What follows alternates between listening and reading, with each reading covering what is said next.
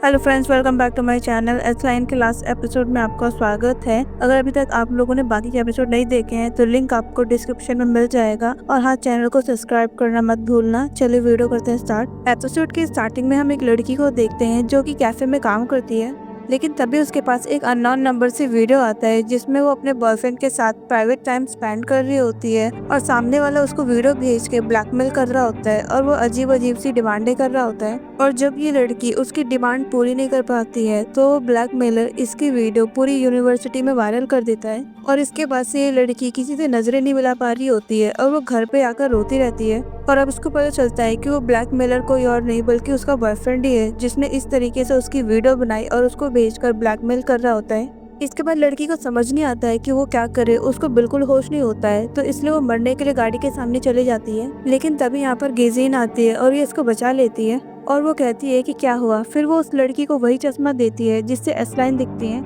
यहाँ पर हम शिम को देखते हैं जो कि जिनशो के साथ होती है और दोनों यहाँ पर होटल रूम में आए होते हैं। और यहाँ पर शिम इसको अपने साथ इसलिए लाई है ताकि वो इसके साथ फिजिकल हो सके। जिनशो कहता है कि मैं ये नहीं कर सकता।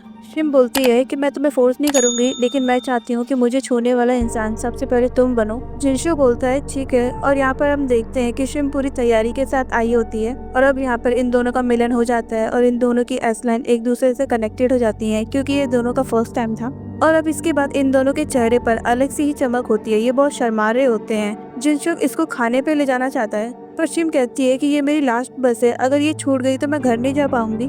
जिनशो कहता है कि ठीक है, तुम 2 मिनट रुको और वो भागकर जाता है उसके लिए केक लाने। और यहाँ पर शिम शीशे में अपनी एस-लाइन को देख रही होती है और वो काफी खुश होती है, अच्छा फील करती है। लेकिन तभी वो देखती है कि उसके सर से एस-लाइन गायब जाती है क्योंकि पीछे जिनशो का एक्सीडेंट हो गया था और उसके पेट में रॉड घुसने के कारण उसकी वहीं पर मौत हो जाती है। तो यहाँ पर जो जिनशो था वो काफी अच्छा लड़का था, तो डायरेक्टर को शायद ये सीन बदल देना चाहिए था। यहाँ पे उसके लिए काफी बुरा लगता है। अब शिम को यहाँ पर बहुत गुस्सा आता है कि मैंने इसके साथ रिश्ता बनाया और मेरे कारण इसकी जान चली गई और वो बहुत रो रही होती है। तभी इसके पास एक वीडियो आती है जिसमें इसकी दूसरी फ्रेंड थी, उसको किसी ने स्कूल में बांध कर रखा था और शिम को वो स्कूल बुला रहा था बार बार। अब शिम जुक को बुलाती है और उसे बताती है कि हर बर्थडे पर मुझे कोई गिफ्ट भेजता है और मुझे लगता था कि ये मेरी मॉम भेजती है क्योंकि उन्हीं को मेरा बर्थडे पता था, लेकिन ये कोई और भेजता है। और वो अपनी फ्रेंड की वीडियो दिखाती है और दोनों भागकर स्कूल की तरफ जाते हैं उसको बचाने के लिए। और शिम जल्दी से क्लास में घुसती है और अपनी फ्रेंड को छुड़ाकर कहती है कि चलो बाहर चलते हैं। मेरे साथ जुक आया जो कि इंस्पेक्टर है। और जब ये दोनों बाहर आते हैं तो वो देखते हैं कि जुक यहाँ पर नहीं होता है, लेकिन दूसरे सीन में हमें दिखाया जाता है कि जुक वहीं पर है। यहाँ पर थोड़ा कंफ्यूजन सी हो जाती है और यहाँ पर ऐसा होता है कि ये दोनों एक ही स्कूल में होते हैं लेकिन दोनों अलग अलग वर्ल्ड में चले गए होते हैं। अब ये दोनों स्कूल के चक्कर लगा रहे होते हैं लेकिन बार बार ये एक ही जगह पर आकर रुक जाते हैं। इसका मतलब वो बहुत बुरी तरीके से फंस चुके होते हैं। और यहाँ से जुक को देखते हैं जो कि ऊपर जल्दी से भागकर जाता है और दरवाजा खोलकर छत पर आता है। शिम को यहाँ पर दरवाजे की आवाज आती है तो यह भी छत पर जाती है और देखती है कि जुक यहाँ पर नहीं होता है, लेकिन जुक यहीं पर होता है बट शिम को नहीं दिख रहा होता है। और यहाँ पे हमें दिखता है कि जुक जो होता है वो अलग वर्ल्ड में होता है जहाँ पर बहुत सारे लोग खड़े होते हैं। और यहाँ पर हम इस लड़की को देखते हैं और इसी के साथ हमें पास्ट का सीन दिखाया जाता है जहाँ पर इसने गिजिन से पूछा था कि क्या हुआ, तुमने मुझे ऐसा बुरा सा चश्मा क्यों दिया है, जिसमें ये एस-लाइन दिखती है। तो गिजिन कहती है कि मैंने तुम्हारी लाइफ बदल दी, तुम जान दे रही थी, मरने जा रही थी, लेकिन अब देखो तुम किसी की भी जान ले सकती हो। और यहाँ पर हम शिम को देखते हैं जो कि अपने फ्रेंड से कह रही होती है कि मुझे एस-लाइन दिखाई देती है। इसकी फ्रेंड चश्मा पहनकर बोलती है कि कौन सी एस-लाइन, जो ऐसी दिखती है क्या? और मैं जानती हूँ कि तुम्हें बिना चश्मे के एस-लाइन दिखाई देती है, मुझे टीचर गिजिन ने बताया था। और ये सब सुनने के बाद शिम गुस्सा हो जाती है और इसे चश्मा छीनने लग जाती है, जो कि शिम को पता है कि जिसके पास भी ये चश्मा होता है उसका मरना तय होता है क्योंकि एक शातिर चश्मा है।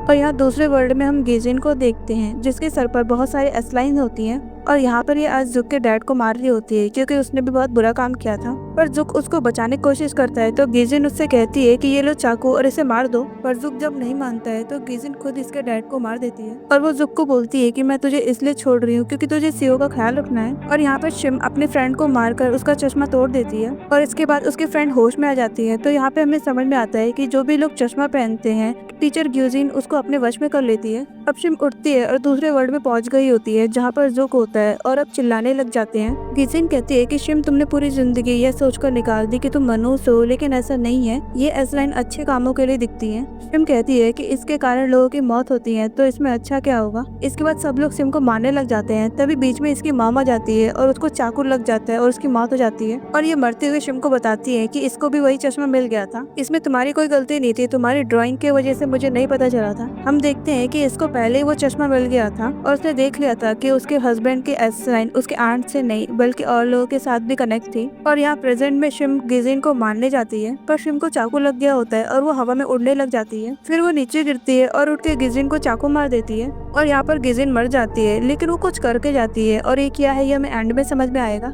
और अब यहाँ पर सभी लोग होश में आ जाते हैं और वो भागने लग जाते हैं क्योंकि यहाँ पर गिजिन ने सबको अपने वश में कर लिया था। और यहाँ पर हमें ये लोकेशन दिखाया जाता है। हम देखते हैं कि ये सारी चीजें स्कूल के छत पर ही हो रही थी। फिर जो चश्मा उठाने के लिए भागता है तो शिम उसको रोक लेती है और अब यहाँ पर टीचर गिजिन ने जो किया था उसका असर चालू हो जाता है। हम देखते हैं कि सभी लोग एक दूसरे के एसलाइन देख पा रहे होते हैं, वो भी बिना किसी चश्मे के। इसके बाद हमें 1 साल बाद का सीन दिखाया जाता है जहाँ पर हम देखते हैं कि सभी लोग हेलमेट पहनकर मेट्रो में ट्रेवल करते हैं क्योंकि उनके सर पर बहुत सारे एसलाइन है। अगर लोग उन्हें देखेंगे तो उन्हें जज करना स्टार्ट कर देंगे। यहाँ पर शिम बहुत खुश होती है क्योंकि उससे अकेले सिर्फ एसलाइन दिखती थी, लेकिन अब पूरी दुनिया को वो एसलाइन दिखती है। शिम पर तो कोई एसलाइन होती नहीं है और यहाँ पर कोई नहीं जानता कि ये एसलाइन कहाँ से आई। पर गाइस हम लोग जानते हैं कि ये सब टीचर गिजिन ने किया होता है। और यहाँ पर हम देखते हैं कि सीओ ठीक हो जाती है और इसके सिर पर भी 0 लाइन होती है क्योंकि जिसने इसके साथ वो गंदा काम किया था उसकी मौत हो गई है, लेकिन जुक ने अभी तक सीओ को कुछ बताया नहीं होता है। और यहाँ पर हम देखते हैं कि शिम आज भी जुनशियो के मेमोरियल पर आती रहती है उसके याद में। और यहाँ पर आज इसे टीचर गिजिन मिलती है जो कि इसके कान में एक नाम लेती है। सो गाइस ये ड्रामा यहाँ पर खत्म होता है और इस ड्रामा का जो मेन पर्पस था वो हम सभी लोग जानते हैं। हम सभी लोगों ने देखा है कि मैरिड के बाद भी लोग एक्स्ट्रा अफेयर रखते हैं, भाई बहन जैसे पवित्र रिश्ते को खराब करते हैं, बहन बहन बुलाकर उसके साथ गलत काम करते हैं।